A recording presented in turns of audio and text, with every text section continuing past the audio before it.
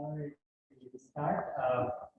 So thermal energy in different state of matter, right? So thermal energy in different states. States means solid, liquid, and gas. So there are three states of matter, right? There is another state of matter they call plasma, but we don't study in this class. The state of matter that is in the sun is a plasma. That's neither solid, that's neither liquid nor gas. That's a plasma they call. Yeah, it's very high temperature. Things state is like a plasma. Now, thermal energy in different states. So I already told you we have three states of matter. So one is solid, one is solid. In solid, the particles are tightly bound like this. So they are not free to move. They move, but they are not that free to move. Yeah, they move slightly. And we have, and this is solid state. But if we have the same thing in the liquid, let's say this is the copper here. So this is the solid copper. So if I melt that copper, that becomes the liquid, and those particles there start to move more rapidly, like this. So same thing. So this is the solid copper. Let's say copper or iron. Solid copper. This is liquid copper. Liquid copper. Copper, right? And then you heat it. So this is the solid. You heat it high temperature, and it becomes liquid, and these particles start to move more rapidly, right? And then you hit further this copper and they start to move even rapidly like this. So this becomes vapor like this one, right? So in this case, thermal energy, we call the thermal energy, how rapidly they are moving. They are really not moving, right? Or if they are moving very, very slowly. So their thermal energy is very small. Thermal energy, very small. Thermal energy. What is thermal energy? Basically, the atoms or molecules are vibrating or moving. So that energy, due to that vibration, is called the thermal energy. Make sense? Good. So thermal energy is very small in solid, very small. And then thermal energy here in the gas phase copper. Thermal energy is very high because they are moving very rapidly. Thermal energy is very high. Thermal energy very high. So the thermal energy in the liquid is smaller than that of the vapor, greater than that of the solid. So this is the intermediate thermal energy here in the liquid. Is it? All right. So in solid, the thermal energy is very, very small because the particles are tightly bound and they are not free to move. They move, but move very, very slowly. Yeah. In liquid, the particles are not tightly bound, they are free to move. So the thermal energy of the movement of these particles is a little bit higher than that of solid. But in gas, the particles are more free to move, so they move rapidly, and the thermal energy of those is very high. Yeah, good. So how about this? So we just compare three states of matter here. Now, where did it go? All right. So now let's talk about the 1D1 state. Let's say I have water here. So I have only water. This is water. Only I'm just talking about 1D1 state, liquid water, right? Liquid water. So let's say this is a 25 degree centigrade. So the drinking water we drink, what we in the laboratory we use is a 25 degree centigrade water. Sometimes 22, 23, 24, yeah. So that's a 25 degree centigrade water. So if you put the thermometer here, it is 25 degree centigrade here. Now it has one kind of one value of thermal energy. Now you heat it, put in the oven and heat it. The molecules start to move more rapidly. Make sense? So you can easily look in home. So put the water in the oven and heat for a while, and this water molecules start to move very rapidly, right? So thermal energy, this is low temperature. So if you heat this to 100 degrees centigrade, like you are boiling water, so thermal energy at 100 degrees centigrade is more higher, meaning that these molecules are moving very fast. Make sense? So when the temperature of thing is higher, molecule move faster. So thermal energy is higher. Yeah? So like that. So probably there is one problem in homework. So how does the thermal energy changes with the with temperature? So as the temperature of thing increase, thermal energy also increase.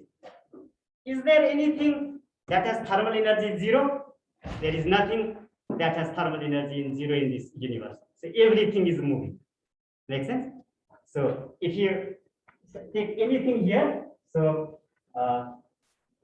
it's solid. So the molecules are or the particles are tightly bound here. Although they are tightly bound here, they are still vibrating themselves. Yeah. So they still have thermal energy. So when is thermal energy 0? So start to pull this thing. Keep pulling, keep pulling, keep pulling, keep pulling, and pull to minus 273 degrees centigrade, and then all these particles stop to vibrate. So at that condition, thermal energy of the material is 0. But I already told you, nobody is able to reach the minus 273 degrees centigrade so far. They have been trying and trying and trying, but it's impossible to reach minus 273 degrees centigrade. Make sense? So that's called Kelvin 0 temperature. So we'll be working in lab 2 and lab 3, this kind of temperature. Yeah? Make sense? So there is a homework problem. So how does the thermal energy of the state vary with the temperature? So if you have a low temperature, molecules are vibrating slowly, so thermal energy is small. If you have a little bit higher temperature, the molecules or the particle of the material are vibrating a little faster, and they have the higher thermal energy. If you are heating further, the gas, they become gas, and molecules still start to move rapidly, and the thermal energy is more higher. Yeah, so like that. Good. So I think we finished the chapter 1. So we start the chapter 2. So here is the example. If the temperature is higher, the thermal energy is higher. 50 degrees centigrade temperature water has higher thermal energy than 20 degrees centigrade temperature water, right? And we told you that. So if the temperature is more, particle moves faster and higher the thermal energy. Go and put it in the table here, then we will start chapter 2. So this is very important chapter.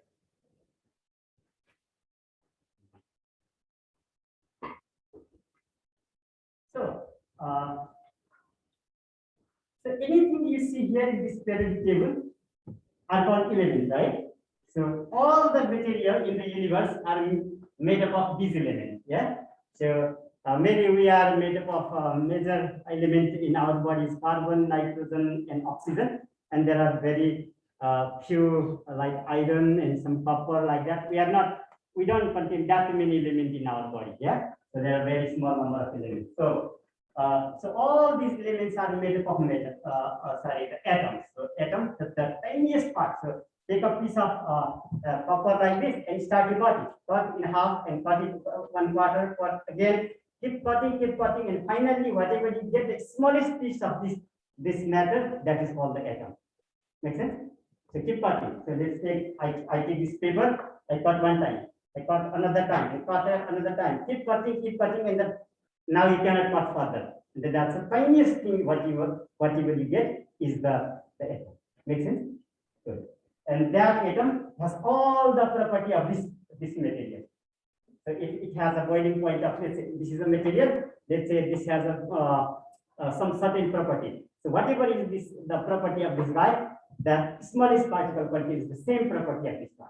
Yeah. So let's go to another here. So this is the atom. So smallest particle of the material looks like this one. Yeah. So the smallest particle of the material looks like this one, and that's called the atom. Sometimes they draw like this one also. This is a little complicated picture, but actually the atom looks like this, or maybe it looks like this, but this is the simplest model, so we follow this model. Yeah, so it's easy to understand this model. So this is the atom. So atoms are the smallest particle of elements. So this is the element like copper. So keep cutting it, and you get a final smallest particle, and that is the atom, right? And that atom has all the properties of that element. Yeah, whatever the property is, conductivity. There are many properties, or something like that, and they have the same property there. In the center of the atom, there is nucleus. So how does the atom look like? You can see here. So here, so this one in the center, this part is called the nucleus, and outside this there are empty spaces where the electrons are revolving around. Yeah. So basically, atom is like this. So let's say this is a center part, and this is a very dense. All the mass of the atom is in the center. So this is called nucleus. And outside of this nucleus, this is very dense. Yeah. So there are proton and neutron. So this is very dense part. And then outside of that nucleus, there are many orbits. The spaces around it. These spaces are called orbits.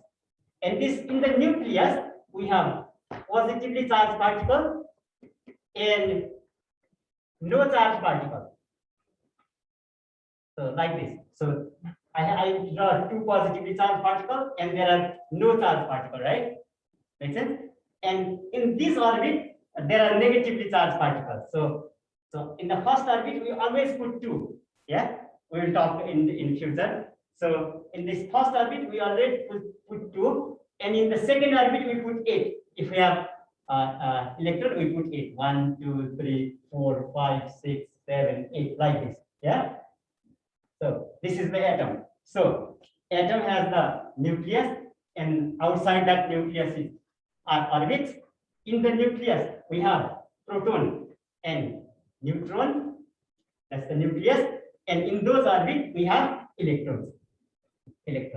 And these electrons are moving all the time around that nucleus. It's exactly like our solar system. This is our sun here in the center, and our Earth is moving around the sun. The planet Mercury is moving around the sun. The planet Mars is moving around the sun, right?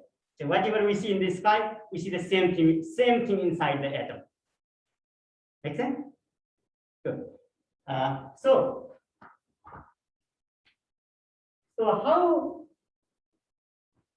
how big is the nucleus? So they say, imagine a football ground, a soccer field. Imagine a soccer field. So this soccer field is the size of the atom. Yeah. And in the center, put a soccer ball. This is the size of the nucleus. So that's how they give some imaginative idea. Make sense? So nucleus is really small compared to the total size of the atom. Yeah. And all the mass of the atom is here. So pretty much there is no mass here because electrons don't have that big mass. The proton and neutron has mass. So all mass of the atom is at the center of the atom. Yeah. So this is space is pretty much empty where electrons are just moving around. Yeah. So how does the atom look like? So atom has the center. The center is called nucleus. In nucleus we have neutron and proton. And proton has positive charge. Neutron don't have charge. That is, neutron has zero charge. So those two kind of particles there. And there are negatively charged particles called electron. And those electrons are revolving around the nucleus in different orbits. That's how the material looks like. Yeah. So this is one of the elements. So which element is this? Can I tell just by looking this one here? So basically here is like this. So if you see here, how many positive here? So I have one positive and I have two positive here, right? Two positively charged particles, right? And 1, 2, 3, I don't have a positive charge in those. So this positively charged particle, I told you, protons, and then this negatively charged particle we call electrons, and these have zero charge, and these are called neutrons. Neutrons. Make sense? Now, here, the one important thing in the atom is number of electrons,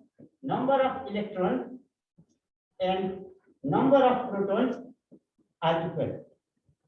Number of electrons and number of protons are equal. Make sense?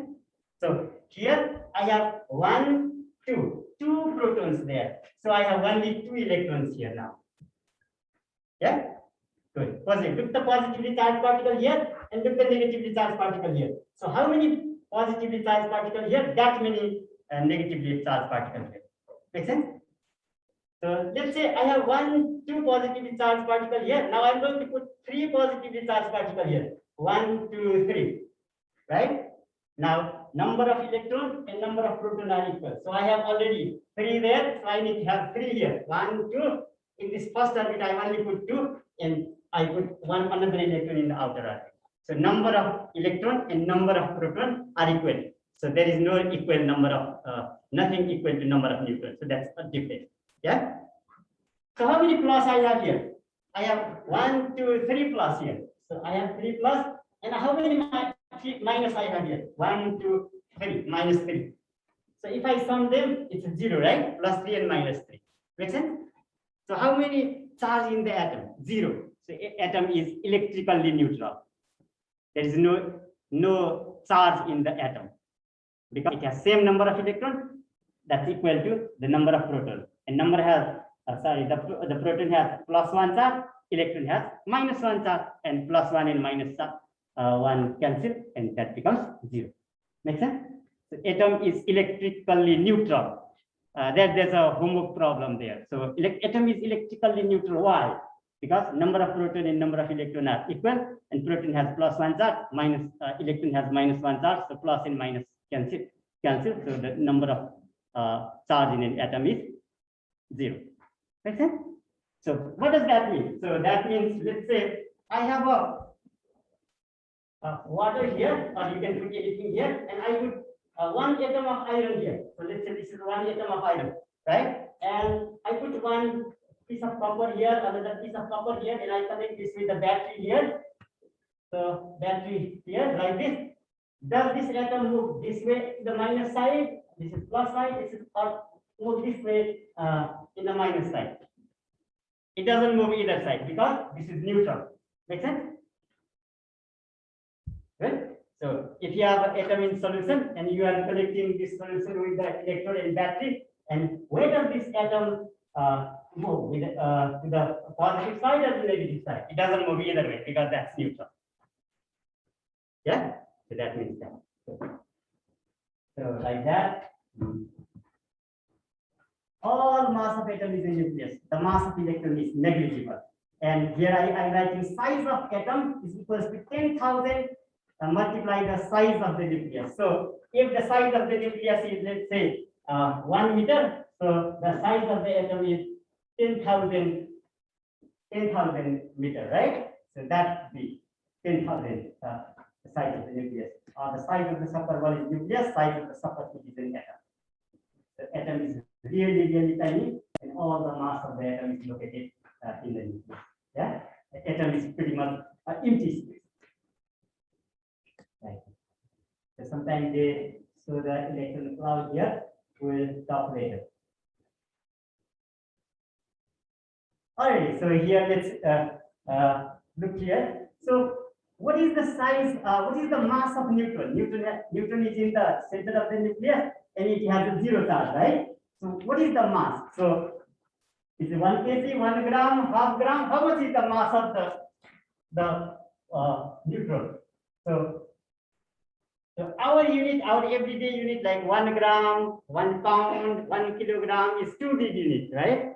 So we cannot use that big unit to measure the mass of this neutron and proton. So we need to define the new unit. Yeah. So let's say the mass of neutron. So mass of neutron is equals to mass of neutron. Neutron is equals to 1.009. 1.009. They call atomic mass unit, AMU, atomic mass unit. So in that atomic word, we need to define entirely everything that is suitable for them. So we define a mass of neutron as 1.009 atomic unit, and then mass of proton is equals to 1.007. So proton, mass of proton is equals to 1.007 atomic mass unit. And then mass of electron is really nothing. So that's 0.00, how many zeros? 3, 0, and 5, right? 3, 0, and 5 atomic mass unit. Atomic mass unit. So electron has pretty much nothing mass. You see that? But neutron is the heaviest particle, 1.00 atomic mass unit. Proton is 1.007, a slightly lighter than neutron is the proton, but electron is very light. Yeah. So if you divide this number by this number, you get 2000. So put this number in calculator, divide by this number, you get 2000. So proton or neutron is 2000 times heavier than electron. Make sense? So how heavy is the proton or neutron compared to electron? It's 2000 times. So how do I get that? I put this number, divide by this number, and the number comes to 2000. Negligible mass. Yeah? Make sense? Which is the heaviest particle in the atom?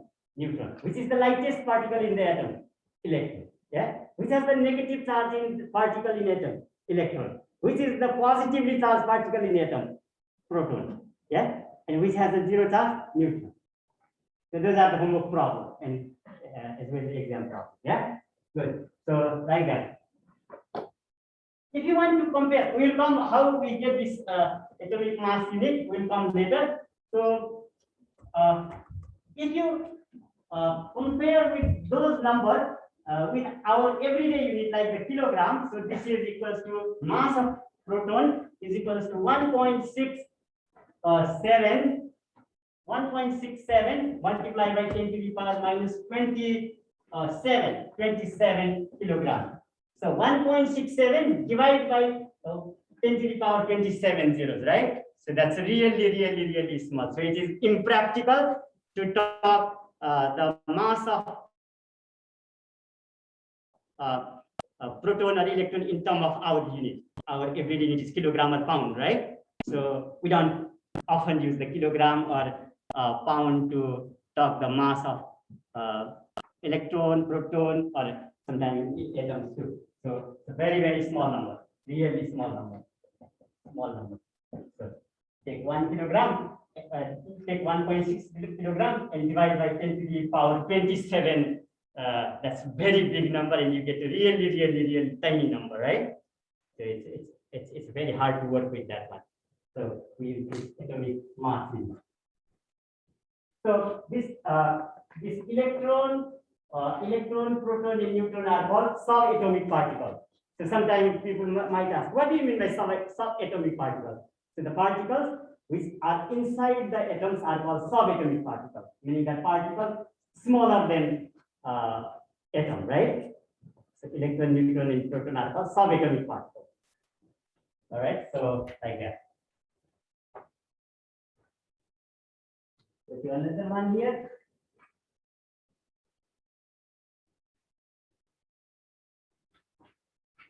So I think this I already told you. Proton has plus charge. So the proton, the proton has +1 charge here. So electron has -1 charge here, and then this neutron has 0 charge. Yeah, make sense? And then number of positive charge in protons and number of protons and number of electrons are equal in the atom. So number of positive charge is equal to number of negative charge. Number of positive charge is equal to number of negative charge. So positive and negative cancel each other. So the atom is electrically neutral.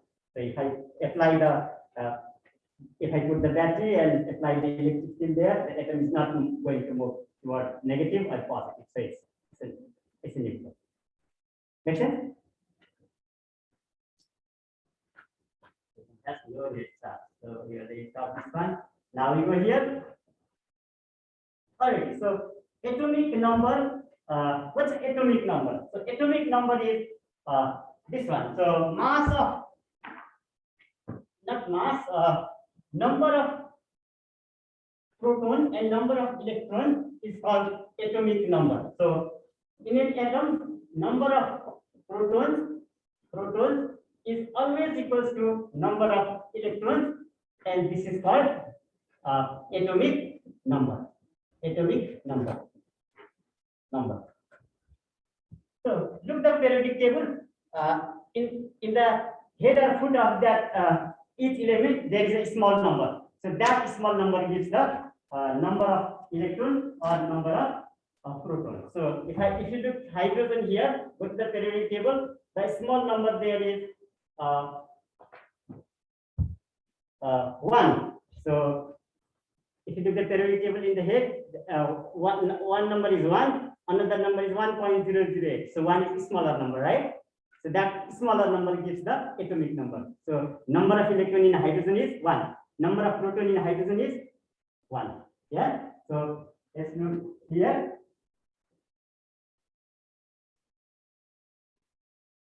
Let's go and look here. So this one. So look the hydrogen here. In the hydrogen, in the head there is 1, and down here is 1.008. So the smaller number is 1. So that is the number of proton in hydrogen, or number of electron in hydrogen. Yeah. So how does the hydrogen atom look like if I have to draw it here? So that's the atomic number of hydrogen is 1. So I'm going to draw the hydrogen atom here. So center we have a nucleus here. This is nucleus. So how many proton I have? I have 1 proton. That's number 1, small number, right? You see the small number in the head of hydrogen? That's 1, right? And then that's in nucleus, I have 1 proton. And so this is nucleus here. Now I have orbit here. In that orbit, I have one electron. So number of positive charge and number of negative charge are equal. So this is the hydrogen atom. Make sense? But how about the helium? So look at periodic table. In helium, I have the smaller number is 2, bigger number is 4. Yeah, smaller number is 2, bigger number is 4, right? So that 2 is the atomic number. So if I have to draw the helium, I'm going to draw like this. So this is the nucleus, then proton is 2. So I draw 2 here, right? Make sense?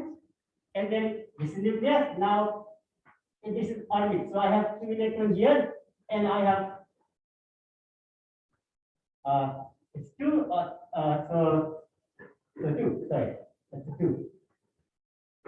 Like this. Yeah. So this is the helium atom. So center has 2 positive charge and orbit has 2 electrons. Make sense? Good. How about lithium? So look the lithium, number 3. Hydrogen, helium, and both there, and look the lithium here. This one, lithium here. So that lithium has 3 in the big, small number is 3, big number is 6.9, right? The small number is 3. So if I have to draw the lithium, so how I do is like this. So at the center I have nucleus. In nucleus I have 3 plus charge like this. 3 protons, yeah, because it's in number 3. Yeah. Now I'm going, because number of proton and number of electron are equal, right? Now I'm going to make orbit here. In the first orbit, I'm going to put 2. In the outer orbit, I'm going to whatever I'm there. So I have 1, 2, 3. I should have 1, 2, 3. So I'm going to put here. In the first orbit, we always put 3 electrons. In the rest, I put it outside. So that's how this is the hydrogen. That's the helium. That's the lithium. Yeah. How about beryllium? Beryllium is number 4. If you see here, lithium, beryllium, number 4 there. So I have 4 charges. If I have to make the beryllium, I make 4 here, 1, 2, 3, 4. So this plus and this minus will be equal. I have 1, 2 there, 3, and I'm going to put 1 here, and I have 4. Make sense? Easy? So why I didn't put the no charge particle, Newton particle here? Because I don't know about anything so far. Yeah. So the most important thing is we need to know how to put the positive charge and how to put the electron in the orbit. Yeah. So that's how the atoms of the elements look like. So let's look at one more. So how about the oxygen? Oxygen is number 8. So oxygen is in number 8. So what I do is I need to put 8 here. 1, 2, 3, 4, 5, 6, 7, 8. So I have 8 positively charged particles at the center, right? By just looking at that small number in the head of that oxygen. And then I have, if there are 8 positively charged particles, I need to have 8 here too. So I have 1, 2 here, 3, 4, 5, 6, 7, 8. So now 1, 2, like this. Yeah. So you will see a lot of homework problem like this. Yeah. So like this one. So this becomes the oxygen atom now. Yes.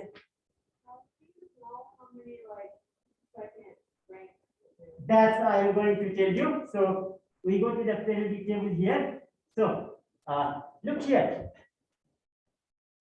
How many things I'm going? How many circles I'm going to make? Right. So this line are if you go from top to bottom, we call them as a group. Like one group, two, like here, one group, 2 group, 3 group, right? And if I go like this way, it is called period, right?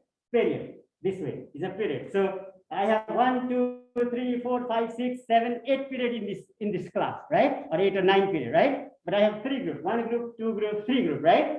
So these are called groups. 1 group, 2 group, to the 3rd group, 4th, 5th, 6th, 7th, 8th group. Now these are called periods. So in this first period, you have 1 circle. Make sense? Only 1 circle. 1 electron in hydrogen, 2 electron in helium. Yeah. In this one, the second, you start with the lithium, beryllium, go to boron, carbon. This is in the second line, right? Second line.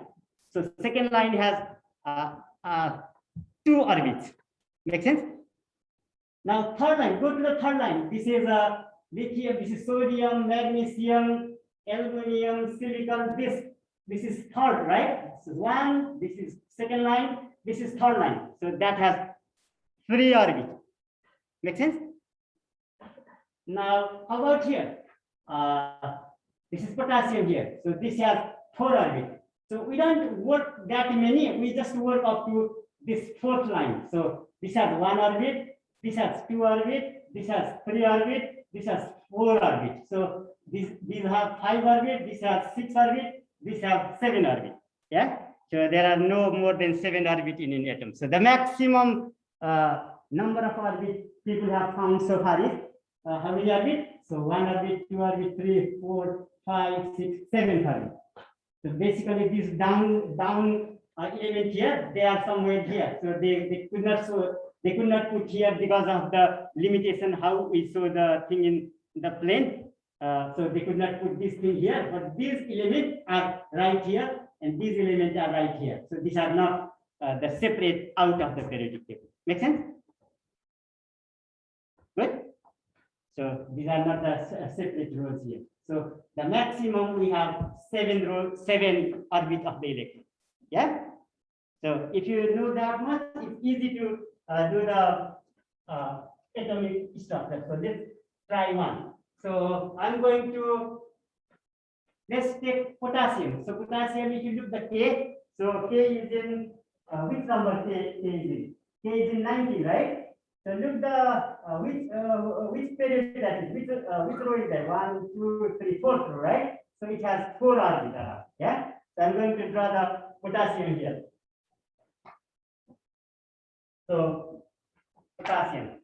So I need to, the K is potassium. So I have a center here, and you can see in the head of the potassium there is 19. The smaller number is 19, right? So we have a 19 proton. So we are going to make plus 19 particle here, but it's very hard to draw the 19 particles. So I'm going to write the proton is equal to 19 here, meaning that there are 19 positively charged particles at the center. Yeah, because it's very hard to make a 19 circle and put plus, right?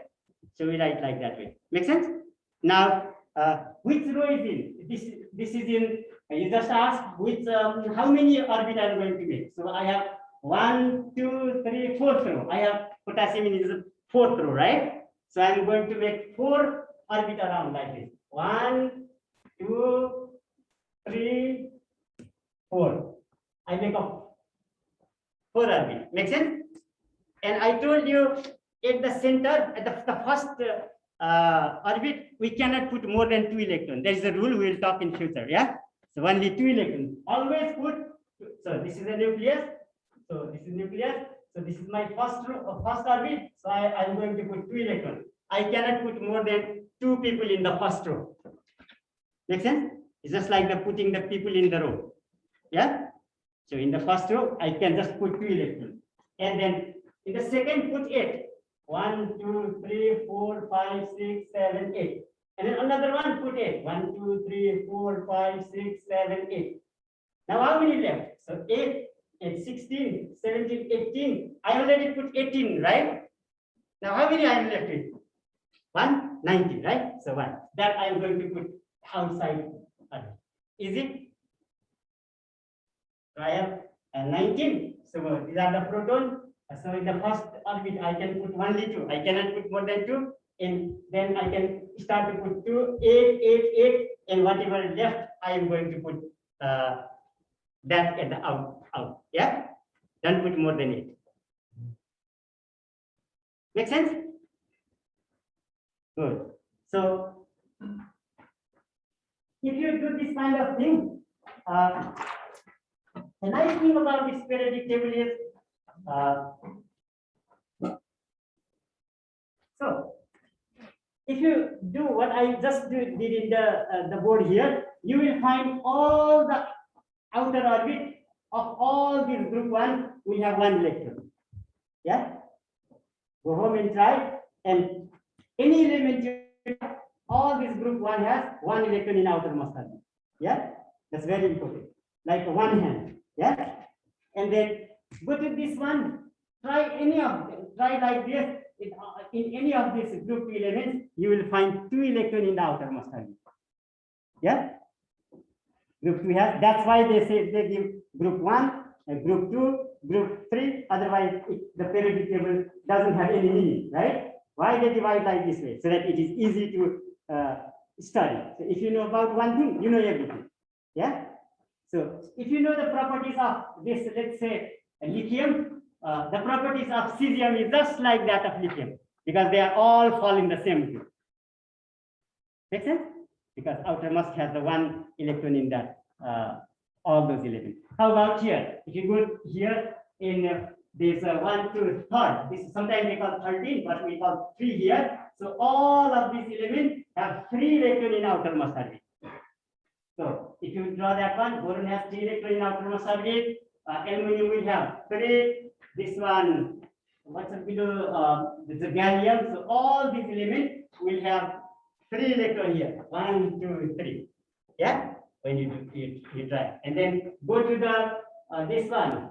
Let's say this is 17 fluorine, bromine, iodine, 18, whatever that one is. So all of those have 7 electrons in outermost orbit. Yeah. So if you know about one thing, you know about everything. Yeah.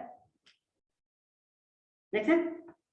So if you are really good about explaining the property of fluorine here, you can easily define the property of fluorine, bromine, iodine, anything. So that's because they are in the same group. That's why they divided these elements in the group, so that if you know the property of one thing very well, you can easily explain everything. Yeah. So you will see the homework problem. So I put this kind of the homework problem. Yeah. So how many electrons in outermost orbit of this potassium? 1. How many electrons in outermost orbit of magnesium? Since this is the group 2, it's 2, right? How many electrons in outermost orbit of this group H element? So helium has 2, all other have 8 electrons in outermost orbit. The periodic table is really important, yeah? So just by looking the periodic table, we can explain a lot of properties later.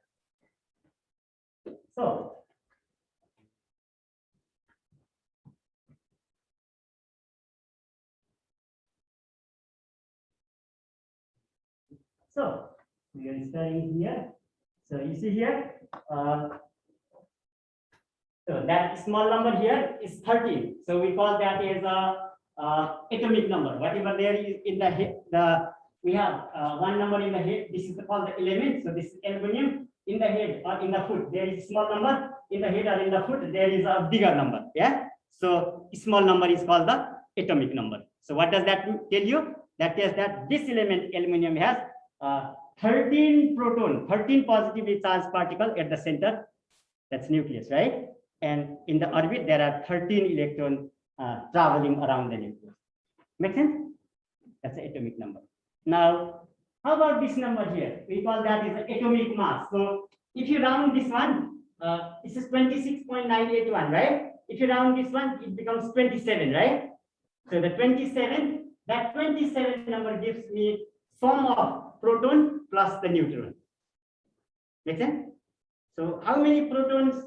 So if I'm working with the let's say the potassium. So look the potassium there in the periodic table. So potassium I have 39.098.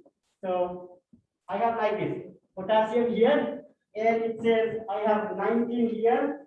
The small number is 19. The big number I have is potassium is 39.098. 39.098. So 39.098 round to 39, right? It's not 40. 39.99 would be 40, right? 39.09 would be 39, right? If I round it. So I'm going to round it as 39 here. So 39. So this small number gives me number of number of proton in center, that is a plus charged particle, or number of electrons that are negatively charged particles that are revolving around the nucleus, right? So this is small number. We just count, right? Now what does this give me? This gives me number of proton plus number of neutron. Number of neutron. I didn't draw number of neutron here. I don't know how many neutron are there, right? So from this one, I am going to find the number of neutron. So number of proton plus number of neutron is equal to 39. But I already know the number of proton, that is 19. So I minus that 19 and then 0, 3, 1 is 2. So I have 20, so proton 19 and neutron 20 here. Make sense? It's important. So there will be a problem in exam like this, yeah. So this is the from this one. So I give you this number and this number, and I ask you what is the number of proton and neutron here, or what is the number of proton one here? What's the number of neutron? What's the number of proton plus neutron? What's the number of electron? Just by looking, you are going to tell everything. So 19 is the proton, this one 19 is the electron, 39 minus 90 is the number of neutron. Yeah? Make sense? So why 26.981 there? We will explain later. Yeah? I just rounded that to 26 points. So how many? So aluminum has like this. Aluminum here, aluminum has 13 here and 27 here. 26.981 is rounded to 27, right? 26 or 27? 27, right? 27 is close number. Yeah? So 26.98 is 27. Now this 13 is proton. Number of proton is 13. Number of electron is 13. Proton and electron is always equal. Therefore, atom is electrically neutral. Yeah. Now, how many neutron are here? Neutron. This is the neutron plus proton. So one neutron will be this number minus this number. 27 minus so big number minus small number gives the number of neutrons. So 7, 3, 4, 2, 1 is 1. Right? 14 neutrons. So aluminum has 14 neutrons. Make sense? So neutron in proton is called mass number. Neutron plus proton is called mass number. Number of proton or number of electron is called atomic number. And if you see something like that, 26.981, that's called the atomic mass. We'll talk why there is a decimal comes there. Where does that come from? Yeah, we'll talk about that. Now, so far, I didn't talk about that 26.981. Why 26.98? I'm just writing 27 there and 27 minus 30. Why I don't talk 26.981 so far? There is a reason. I will talk later. Yeah. So that's an average thing, and we'll start that thing. Now, let's define one thing, and then we'll start this one. So atomic mass unit. So what is atomic mass unit? So what is 1 kilogram? Just like that one. So if it is our world, the man's world, the human being world, we will call 1 kilogram, 2 kilogram, 1 pound, 1 liter, right? But in the world of atom, we can't use 1 kilogram because the mass of those proton, neutron, and electron is really small, right? So we need to find some certain unit to measure them, right? So what people did is they took carbon because we have many electrons. We have many elements. We have 118 elements, right? So out of those 118 elements, scientists picked one element. That's a carbon. Yeah. So they picked carbon and they took carbon. So pick carbon and they took carbon. So the carbon has 3 kinds of things: 6, 12, 6, 13, 6, 14. So carbon has, if you go in the nature and collect the carbon, we have 3 kinds of carbon. So one carbon has 6 proton and 6 neutron. 12 minus 6 is 6, right? 6 proton. This has 6 proton, 6 neutron. So this guy has 6 proton, and then 13 minus 6 is 7 neutron. This guy has 6 proton and 14 minus 6 is 8 neutron, like this. Yeah. So carbon has 3 sisters. So every element in the nature have sisters, so they are not alone. Yeah. So they have same number of proton but different number of neutron. It's like the twins. So twins have everything the same, but they have the different mass, right? So out of these 2 twins, maybe one is 5.2 pound, another might be 5.5 pound. So they have different mass. Yeah, like the twins or triplets, like that. So they took this guy. So they didn't took this one and this one, because this is the most abundantly found isotope in the nature. So this carbon is found a lot in the nature. So pretty much almost all carbon is like this one. And so how many proton and neutron are here? Proton plus neutron is 12, right? So they give, okay, so let's give this carbon as 12 atomic mass unit. So they just come up with the arbitrary number, arbitrary name called atomic mass unit, and carbon has 6 proton and 6 neutron. So they give that carbon as a 12 atomic mass unit heavy. Make sense? So how did we get the 1 kilogram?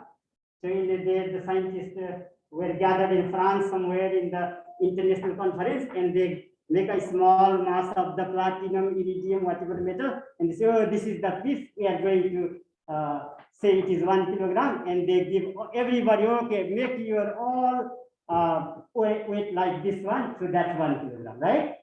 So that's how the 1 kilogram comes, or 1 pound comes, right? Or 1 feet, or 1 centimeter comes. So the people just do some arbitrary thing, what they like, and around the world they send that unit, right? So they did the same thing here. They take the carbon, this carbon, and since there are 6 proton, 6 neutron, so this is 12 heavy. So they thought, okay, carbon is has 12 atomic mass unit heavy.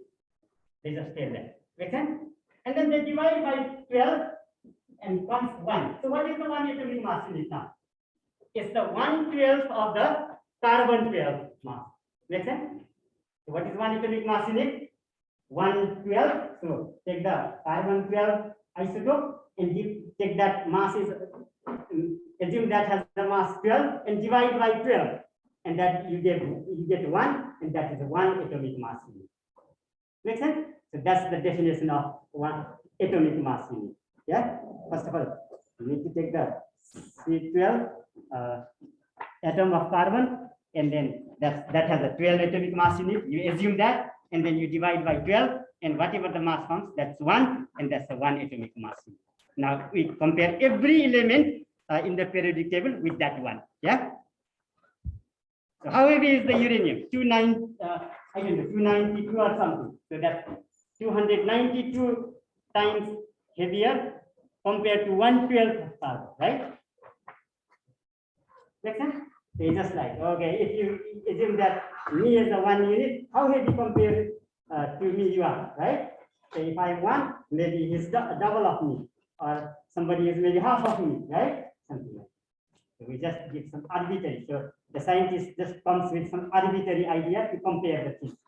Yeah. So science is all about compare. There is no absolute thing about science. Yeah. We just compare with something, and how do we compare this one compared to that one? How hot compare this one is compared to that one? Yeah. All right, everyone. Thank you very much.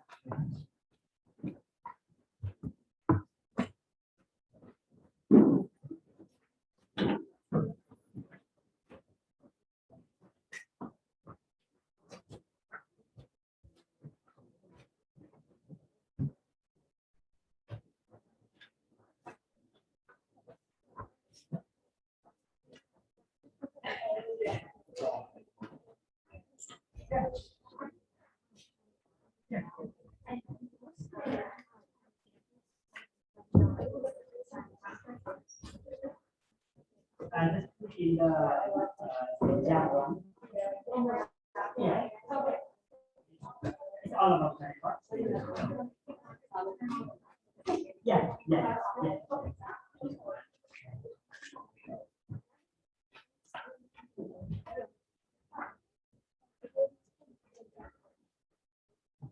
Sure. Sure. Yeah, yeah. Just look the canvas.